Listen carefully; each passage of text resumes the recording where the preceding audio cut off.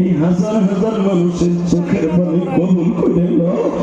এদের সন্তান গুলোকে আলেম বানিয়ে দাও। এদের মা বাবাকে তুমি মাফ করে দাও। আমার নবী যখন বাবার কবরের কাছে দাঁড়ায় হাঁটু দুটো গেড়ে দিয়ে কান্দে বাবা। আমার নবী বলে বাবা গো একবার ওইটা আমার কোলে নাও না বাবা। আমি না দেখলে নবীর কান্না দেখে গাছের ডালে বসে বাবা পাখিগুলা কান্দে। ও বাজান তখন তিনকালে আব্দুল্লাহর যেখানে কবর দেওয়া হয়েছিল এখনো পড়ছে, এখন হয়তো এই গাছগুলা নাই বাবা। তখন খেজুর গাছ ছিল, জাইতুন গাছের বাগান তার পাশে ছিল। ওই গাছের ডালে বসে পাখিগুলা কান্দে। তার পাশেই হলো নবীর নানার খেজুর গাছের বাগান।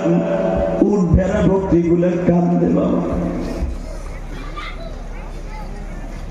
আমার নবী পিছনের থেকে বাবারে ডাকে। আমি আমার নবীর বুকের মধ্যে নিয়ে বলে বাবা আর কাঁদতে হবে না, আমি তোমার আজ থেকে আদর দিব। ও বাজান আমি দেখবো নবীর আশিক কয়জন আছো। যখন নবীর বুকের মধ্যে নিয়ে চলে গেলেন বাবার বাড়িতে আমেনা যখন বললেন বাবা আজ থেকে তোমার মায়ের আদর বাবার আদর আমি আমেনা দিব।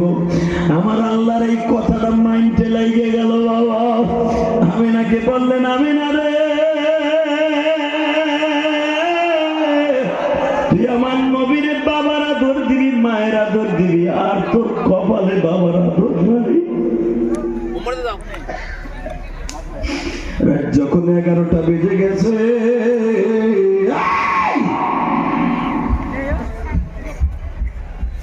আপনাদের ভারতের টাইমে রাত 10টা, মদিনার টাইমে তখন ছিল বাবা রাত 11টা। আমি নাকি ডেকে ডেকে বলে, আমি না আমার নবীরে ডেকে ডেকে বলে বাবা মুহাম্মদ রে, ও বাবা ওঠো না একটু, আমার বুকের সাথে বুকটা লাগাও না। কেন গো মা? বাবা আমার চোখের সামনে যারে দেখতেছি তারে দেখলে আর কোনদিন মা কইয়া ডাক দিতে পারবো। আমার নবী একটা চিৎকার দেন। নবী আমার এত জ্ঞানী ছিলেন, বুঝে ফেলছেন আমার বুঝে ফেলছে আমার মা বুঝে আর দুনিয়ায় থাকবে না। আমার নবী মায়ের ঠোঁটের সাথে ঠোঁটটা লাগায় কাঁদে আর কয় মা গো এটাই কি আমার জীবনে প্রাপ্য ছিল, সারপ্রাইজ ছিল না?